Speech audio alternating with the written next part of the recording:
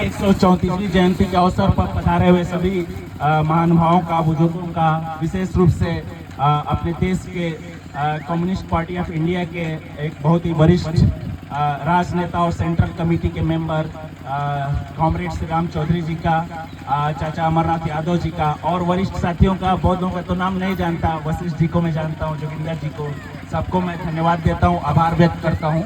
और दोस्तों, जब भी हम किसी महानायक का, महापुरुष का जन्मदिन या पुण्यतिथि मनाते हैं तो आमतौर पर इस तरह के फंक्शन, इस तरह के कार्यक्रम देखने को मिलते हैं। लेकिन मेरे विचार से जब हम किसी का जन्म दिवस या जयंती या पुण्यतिथि या इसके उपलक्ष्य में कोई कार्यक्रम रखते हैं तो मेरे विचार से उसका सबसे बड़ा उद्देश्य और बल्कि एकमात्र उद्देश्य ये होना चाहिए कि उस महापुरुष ने जिस लक्ष्य के लिए, जिस मिशन के लिए अपना पूरा जीवन कुर्बान कर दिया, जो बातें उसने कही, उसको कितना हम समझते हैं और उसको उसमें से कितनी बातों को अपने जीवन में शामिल करते हैं।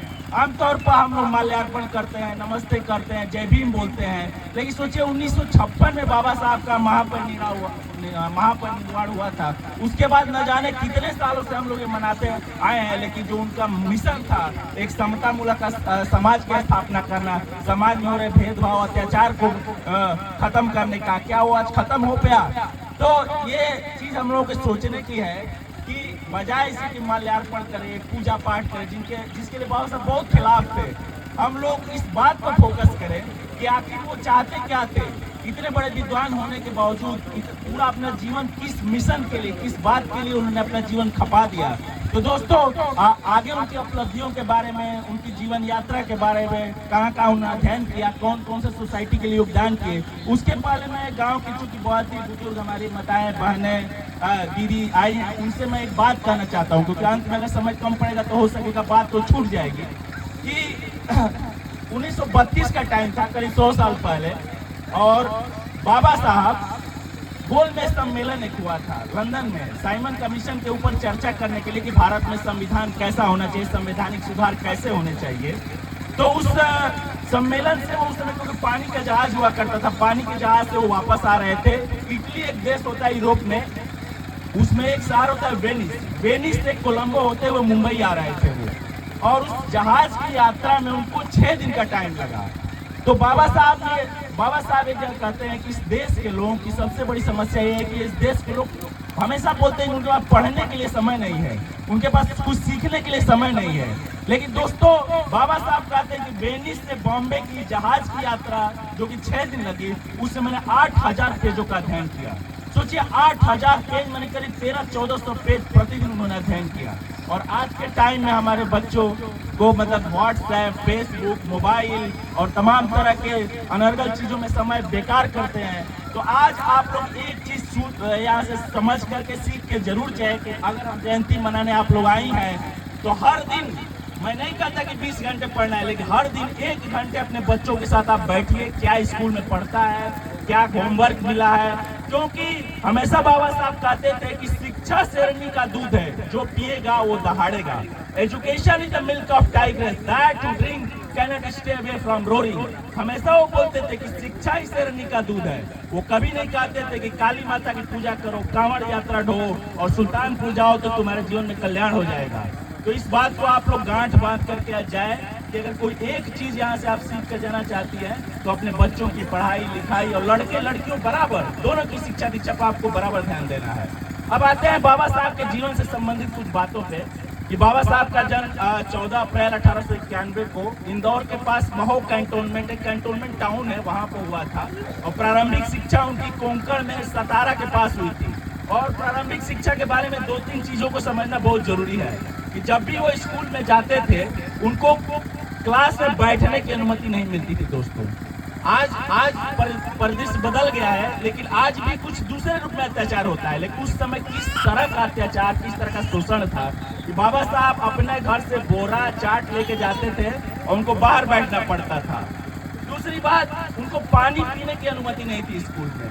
और समझिए, चपरासी ऊपर से पानी ऐसे ऐसे उल्टा करके वो करता था, डालता था, तो तब जाके बाबा साहब को पीने को। और जिस दिन चपरासी न आए उस दिन बाबा साहब भूखे प्यासे रहते थे, उनको पानी पीने को नहीं मिलता था। और उसका जिक्र बाबा साहब ने एक पुस्तक नो प्यून नो वाटर, एक किताब लिखी उन्होंने पूरे विषय नो प्यून नो वाटर में इस बात का जिक्र किया है। एक बार कभी ब्लैक बोर्ड पर उनको बुलाया गया किसी टीचर ने, और बच्चे वहां ब्लैक बोर्ड के पीछे अपना टिफिन बॉक्स रखते थे। तो जब बाबा साहब जैसे ही ब्लैक बोर्ड के पास पहुंचे, सारे बच्चे दौड़ के गए, अपना टिफिन उठाया और फेंक दिया कि ये तो खाना अछूत हो गया। पेशवाओं के राज में आप देख सकते, गर्दन में हांडी बांध के चलना पड़ता, लोगों को पीछे झाड़ू बांध के चलना पड़ता था, किसी की परछाई से लोग अशुद्ध हो जाते थे।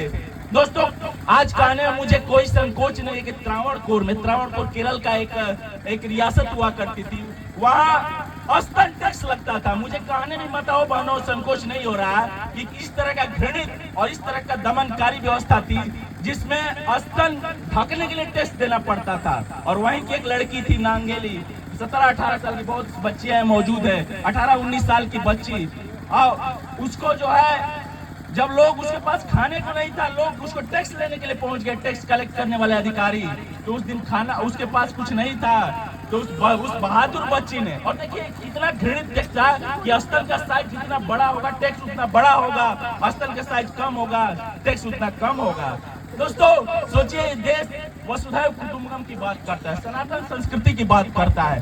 कहाँ थे वो लोग जो 60 मिलियन 6 करोड़ दलितों के ऊपर इस तरह का अत्याचार शासन के द्वारा हो रहा था, और एक आवाज नहीं, मंदिरों में घुसने का अधिकार नहीं, पूजा करने का अधिकार नहीं, तालाब से पानी निकालने का अधिकार नहीं। तो ये चीज हम लोग को इतिहास समझना इसलिए जरूरी है कि बाबा साहब ऐसा क्या क्या उनके जीवन में हुआ कि इस तरह का रुख अख्तियार किया, इस तरह के संघर्ष में अपना जीवन खपा दिया। वो केरल की लड़की नांगेली, उसके घर में खाने तक को पैसा नहीं था, उसने अपना स्तन काट करके उस टैक्स अधिकारी को भेंट कर दिया। उसके बाद केरल में एक आंदोलन चला, और उस आंदोलन के बाद ब्रेस्ट टैक्स को अबॉलिश किया गया, उसको हटाया गया। तो दोस्तों, कहने का मतलब ये है कि बाबा साहब के खुद के अपने जीवन में, जो इतने छोटे 5 साल के बच्चे थे, एक पडाली रेलवे स्टेशन हुआ करता था, वहां से वो गोरेगांव अपने पिता से मिलने जा रहे थे, और बैलगाड़ी में बैठने वाले थे, बैठ गए थे। जैसे लोगों को पता चला कि महार नाम की एक छोटी जात से आते हैं, छूत जात से आते हैं, तो उस छोटे से बालक, उस तीनों भाइयों को बैलगाड़ी से उठाकर फेंक दिया गया। बाद में दुगुना किराया देने पर एग्री हुआ एक बैलगाड़ी वाला, लेकिन पूरे रास्ते में 12 से 14 घंटे की जो यात्रा थी, उसमें उनको पानी तक पीने को नहीं दिया गया। उनके घर से लोग टिफिन में खाना दिए थे, लेकिन पानी नहीं मिला। लोग बोलते तालाब का गंदा पानी पी लो, गोबर से सना हुआ गंदा पानी पी लो। लेकिन सोचिए इस बाल मन पर कितना गहरा प्रभाव, एक अमिट प्रभाव पड़ा होगा कि एक नाई की दुकान पर जाते तो नाई बाल काटने से मना कर, उनकी बहन उनका बाल काटा करती थी। तो दोस्तों, ये बताना इसलिए जरूरी है कि ये सब कुछ सहा, लेकिन निराश नहीं हुए, फ्रस्ट्रेट नहीं हुए। उन्होंने बचपन में एक दृढ़ संकल्प किया कि मैं इस व्यवस्था के खिलाफ लड़ूंगा और पहले इस चीज को अध्ययन करूंगा।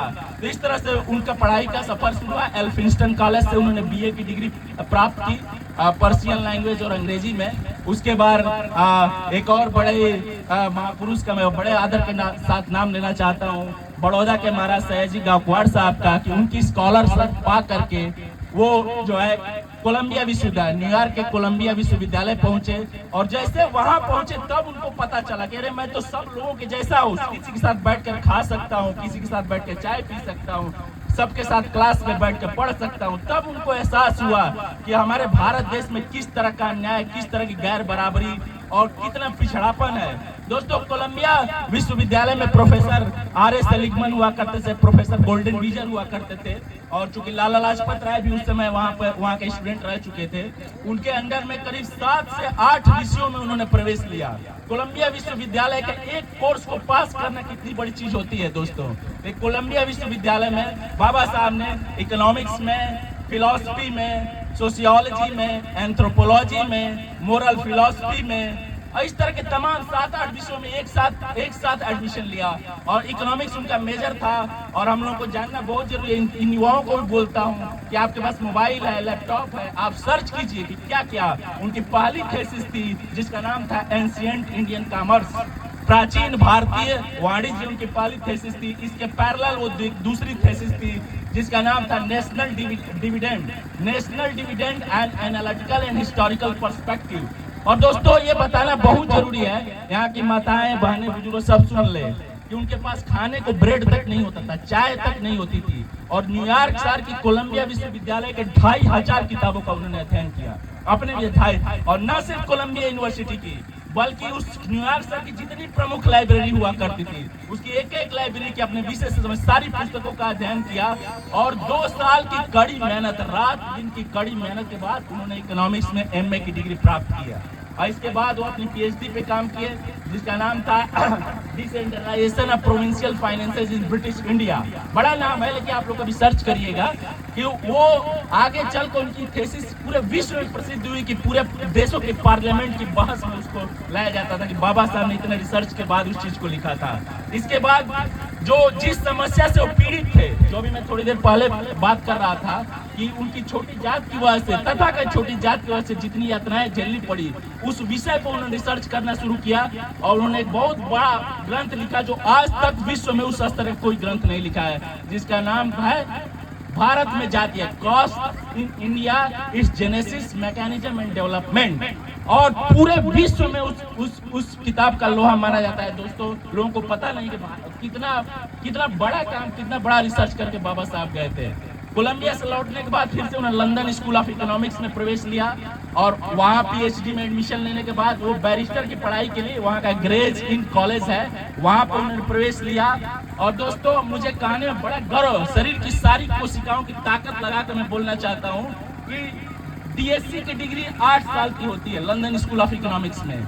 उस 8 साल की डिग्री को बाबा साहब ने 2 साल 3 महीने में पूरा किया। दोस्तों 2 साल 3 महीने में लाइब्रेरी में घुसते थे तो सबसे पहले घुसते थे और जब रात को निकलते थे तो चेहरा पीला, पूरे कोर्ट में एक एक जगह नोट्स पड़े होते थे, कॉपियां भरी होती थी। लाइब्रेरियन पूछता था, कह रहे भाई कहीं देख बाबा साहब कहीं नीचे तो नहीं बैठे हैं। सोचिए 20-20 घंटा रात को वो जिस मकान मालिक कह रहे थे तो वही बड़ी दुष्ट थी, उनको चाय खाना ये सब भी बहुत मुश्किल से मिलता था।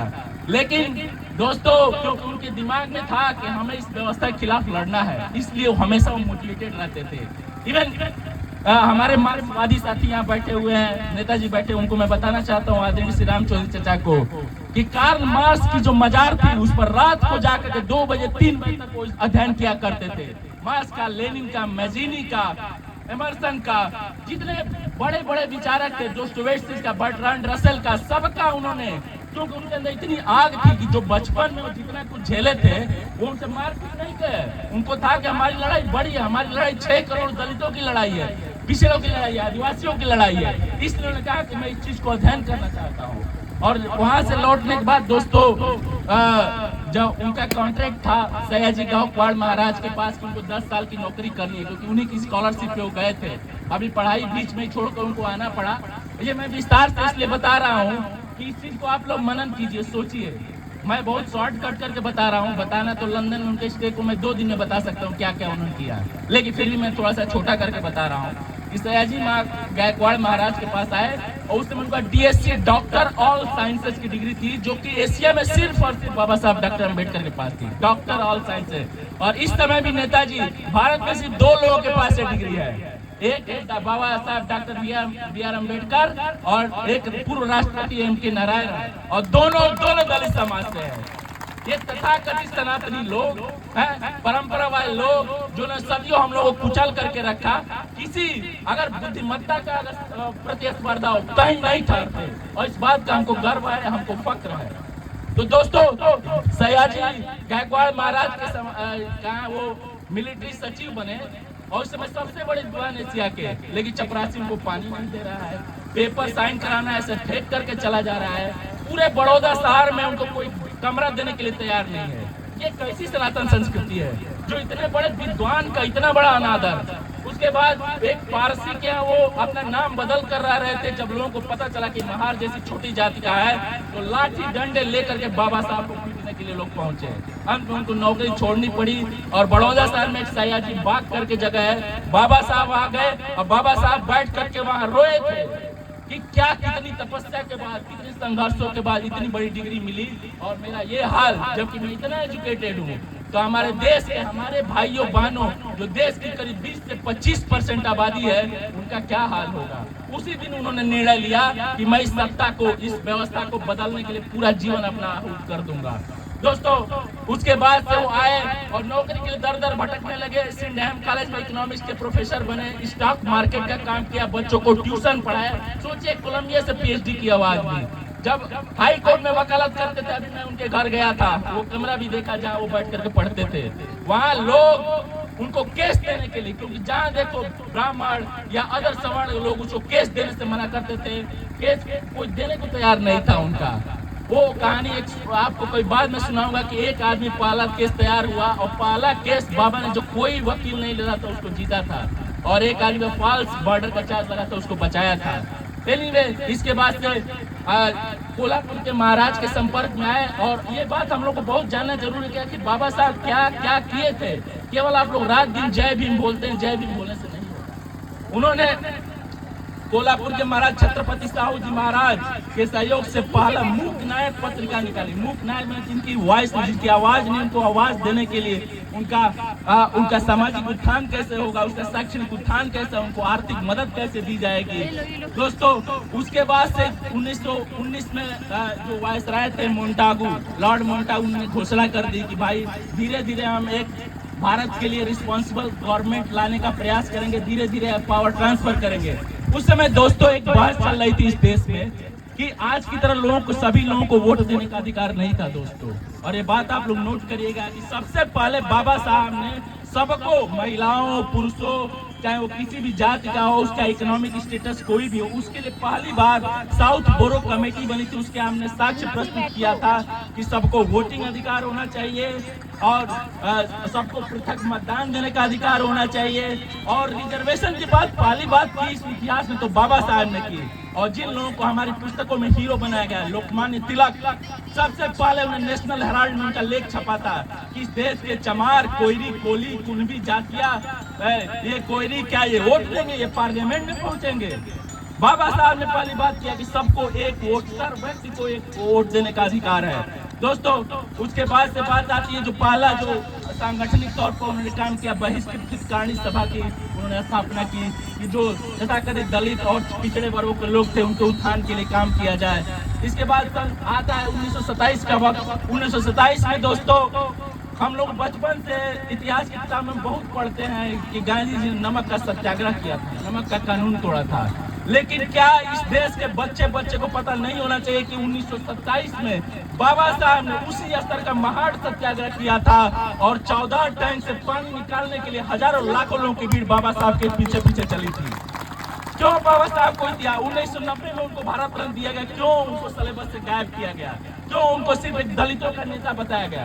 दोस्तों, मैं दलित नहीं हूँ, मैं पिछड़ी वर्ग से आता हूँ, लेकिन बाबा साहब एक विश्व स्तर के नेता थे। वो दलितों के नेता नहीं थे केवल, वो विश्व स्तर के नेता थे। और उनकी उपलब्धियों को जानबूझकर लोगों से दूर रखा गया क्योंकि वो छोटी जात से आते थे, क्योंकि ये देश न तब बाबा साहब को एक्सेप्ट किया था, न आज एक्सेप्ट किया है। उस परंपरा के लोग बाबा साहब के चित्र पर माल्यार्पण जरूर करते हैं, लेकिन उनके मन में आदर नहीं है, सिर्फ वोट बैंक के लिए करते हैं।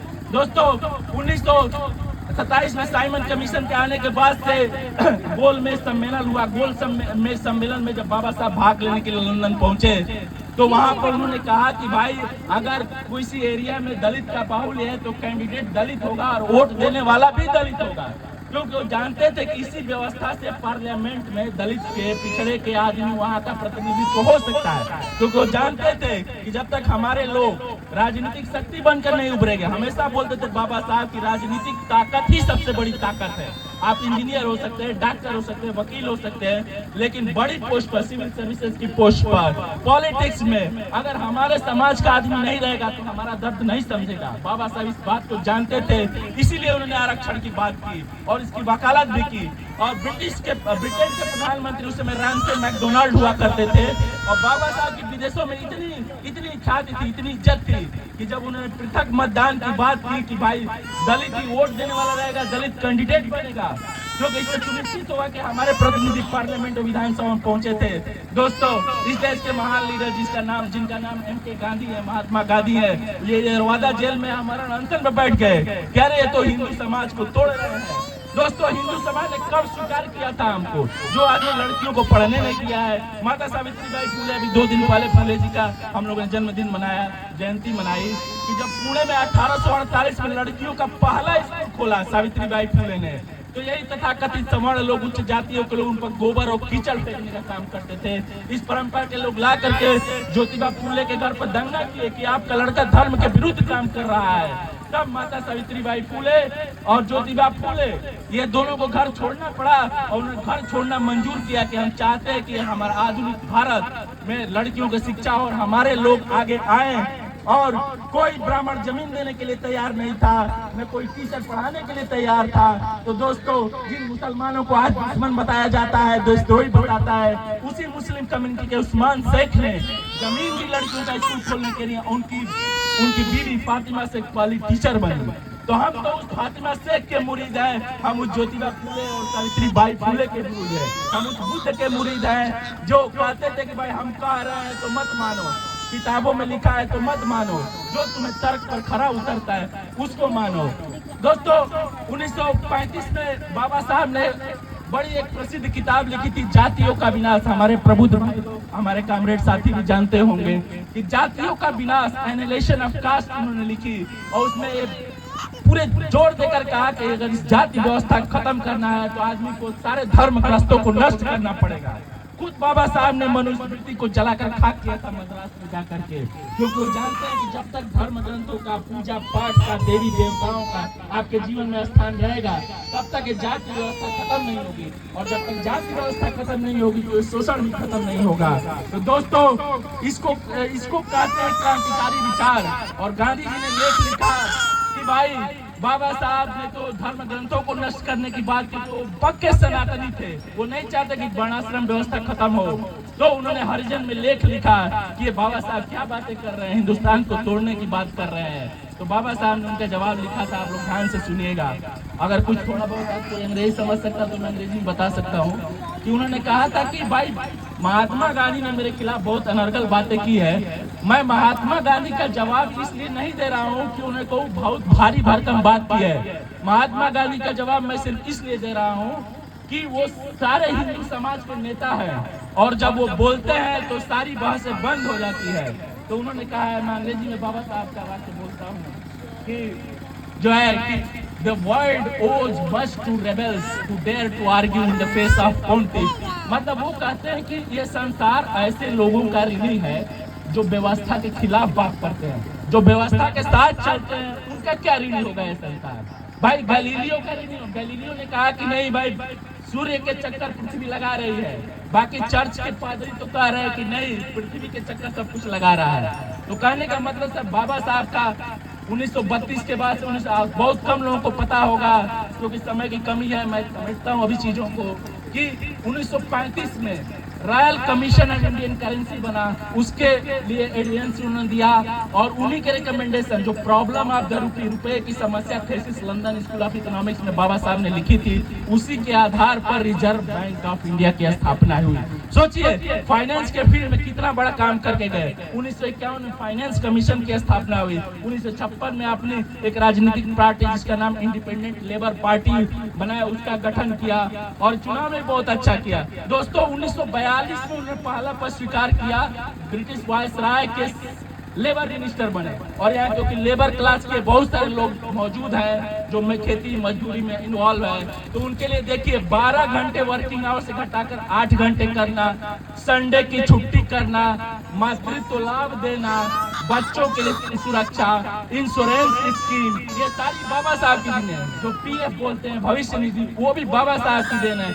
आपको स्ट्राइक करने का अधिकार, ये बाबा साहब की देन है। और दोस्तों, आजादी के बाद जब वो पहली बार जो है कानून मंत्री बने, तो उसमें जितनी महिलाएं माताएं बैठी हैं उनको मैं बताना चाहता हूँ कि अगर आप सम्मान के साथ रह रही है तो आपको अधिकार दिलाने के लिए जो हिंदू कोड, उनका हिंदू कोड बिल सबसे बड़ा सपना था कि आपको पिता की संपत्ति में अधिकार मिले, आपको मैरिज और डिवोर्स का अधिकार मिले, और तमाम तरह के अधिकार।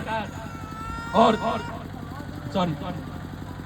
आरएसएस के नेतृत्व में सनातनी परंपरा के लोगों ने आपके अधिकारों का विरोध किया था और इससे रुष्ट होकर के बाबा साहब ने कैबिनेट में इस्तीफा दिया था। ये बाबा साहब की देन है कि संविधान में आर्टिकल 340 को शामिल किया, जिसके आधार पर मंडल कमीशन का गठन हुआ और रिजर्वेशन की बातें आगे चलकर हुई। हालांकि 40 रिकमेंडेशन से 2 ही लागू हुए, वहाँ भी बाबा साहब का योगदान हुआ। लेकिन दोस्तों, इतना सब संघर्ष, इतना आंदोलन करने के बावजूद भी उनका मत था कि देखिए, उन्होंने 1950 में संविधान लागू होने के 2 दिन पहले एक पार्लियामेंट में स्पीच दी थी।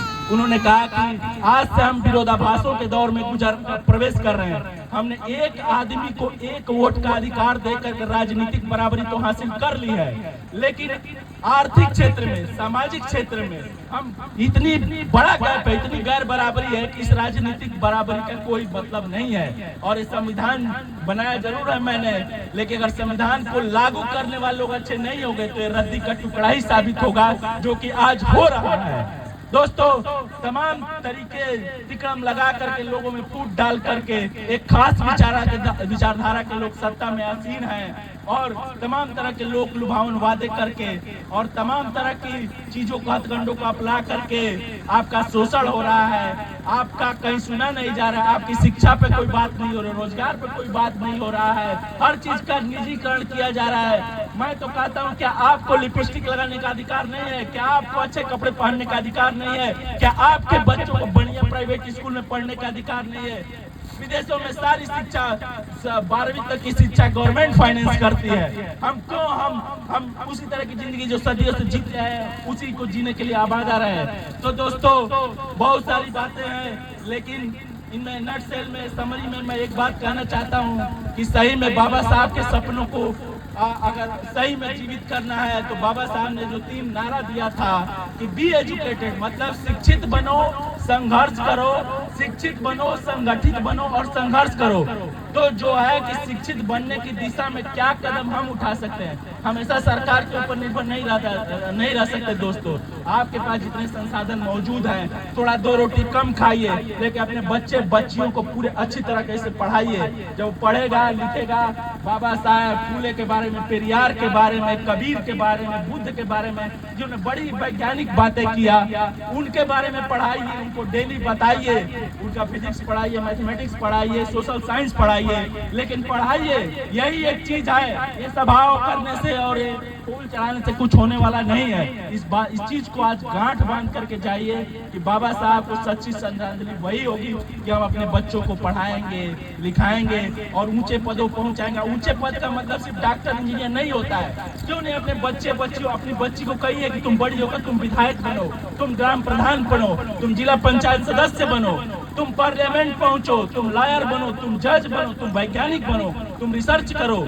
हम काबिल है। हमारे पुरखे को एक मौका मिला।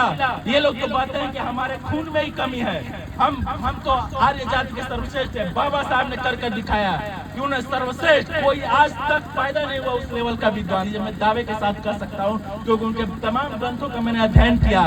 क्या कुछ नहीं बचा था। उनको हिंदू धर्म के खिलाफ लड़ना था, तो सारे वेदों का अध्ययन किया, सारी संविधाओं का, 18 पुराणों का और सारी मनुस्मृति का, रामायण का, महाभारत का और सब कुछ पढ़ करके मनुस्मृति को जलाकर राख कर दिया और अपना एक धर्म ग्रंथ लिखा नया, जिसको बोलते हैं बुद्ध और उनका धम्म। अगर उसको पढ़ेंगे तो दोस्तों पता चलेगा कि एक वैज्ञानिक, एक गणितज्ञ ने लिखा है और उसके एक एक बात से आप सहमत होंगे। आप समय निकाल कर यूट्यूब पर देखिए, किताब खोजिए और पढ़िए।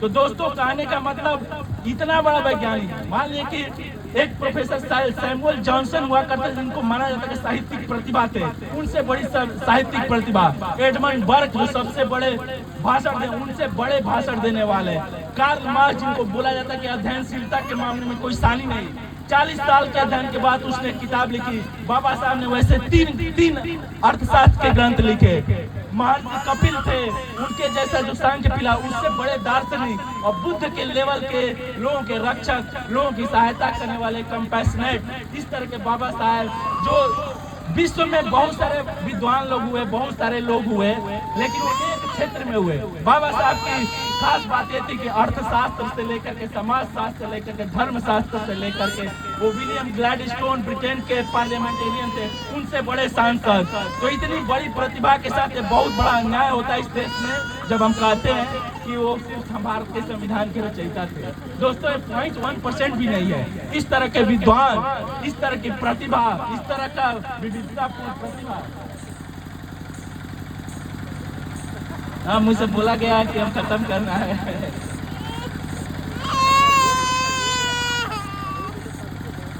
तो दोस्तों अंत में मैं यही कहूँगा कि देखिए, बाबा साहब हमेशा बोलते थे कि जो समाज सुधार का रास्ता होता है ना, वो बड़ा कठिन होता है।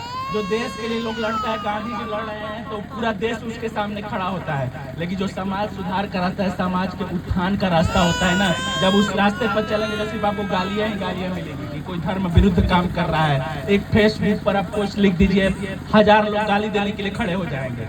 तो इसलिए दोस्तों इस रास्ते पर चलना, क्योंकि इस देश में क्रांति तभी आ सकती है जब सामाजिक सुधार पहले होगा। सामाजिक सुधार का मतलब क्या होता है कि हम और आप बराबर हैं, चाहे किसी जाति के हो, आर्थिक स्तर पर बराबर है, सामाजिक स्तर पर बराबर है। तो इस तरह की क्रांति अगर लानी है तो इस समाज से लोगों को उठकर खड़ा होना पड़ेगा, क्योंकि समाज, जैसे कि बाबा साहब ने कहा था कि अगर लोग अच्छे नहीं होंगे संविधान को लागू करने वाले तो संविधान रद्दी कागज का टुकड़ा ही साबित होगा, जो आज साबित हो रहा है। तो अगर इस व्यवस्था को पलटना है, इसको बदलना है दोस्तों, तो आप अभी से लगे। मैं तो बहुत देर कर दिया, क्योंकि मैं एक बहुत अच्छे इंजीनियरिंग कॉलेज से मैंने इंजीनियरिंग किया, NIT से इंजीनियरिंग किया, एक बहुत अच्छी बड़ी पोस्ट पे चला गया। लेकिन जो किताबी ज्ञान होता है ना, उसमें कहीं बाबा साहब का जिक्र नहीं होता हमारे स्कूल के सिलेबस में बहुत विस्तार से। तो कहने का मतलब उनको पढ़िए, समझिए और इस जी जान से पूरा लग जाइए कि भाई हर कोई अम्बेडकर नहीं हो सकता, हर कोई बुद्ध नहीं हो सकता, लेकिन क्या हम उनके पॉइंट एक रास्ते पर चल सकते हैं जो पहले मैंने बताया कि आपके अंदर अध्ययन करने की, संघर्ष करने की ताकत और जज्बा पैदा करें। मुझे लगता है कि अब चीज़ों को ज़्यादा खींचना ठीक नहीं, और इसी के साथ मैं अपनी बात को खत्म करता हूँ। धन्यवाद, बहुत बहुत धन्यवाद। और एक बार थोड़ा मेरे साथ जोर से बोलिएगा, जय भीम, जय भीम, जय Bhim. Thank you so much.